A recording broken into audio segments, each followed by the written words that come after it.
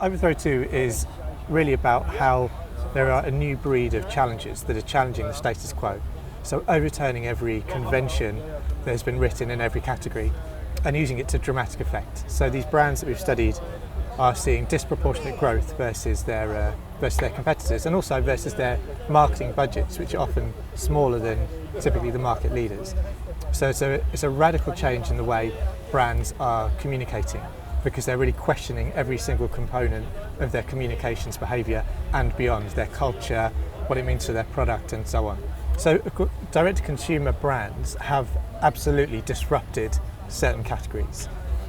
Although that's not the only way that brands are disrupting categories. But as far as direct-to-consumer goes, I mean, the embodiment of most of these brands that we're talking about in the book, they're trying to find something that they feel very dissatisfied about within the consumer experience. Now that might be the price point of going through the big retailers. So of course direct-to-consumer represents a great opportunity to change the relationship with their consumers. So it represents a massive and seismic shift. And for media agencies, that's great too, because we always want brands that have a defined point of view, brands that are really going to put themselves out there and be decisive over what they're saying. Because when we've got a brand with a really clear positioning, the kind of work that we can do for them really falls out of that, because it makes it so much easier to be creative around their key ideas. I think TV features massively, frankly. Like, we often see that the newest, most innovative brands tend to use the most traditional old channels.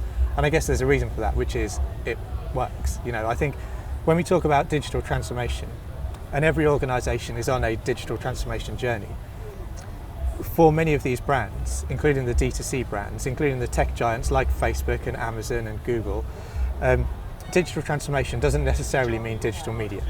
Digital transformation means structural changes, it means data, it means digital marketing as well, and the tools and the assets that they create to aid the human experience. But it doesn't necessarily mean that all their media now needs to be digital. They still need to communicate in mass ways to broadcast audiences, and of course TV is a brilliant channel at that.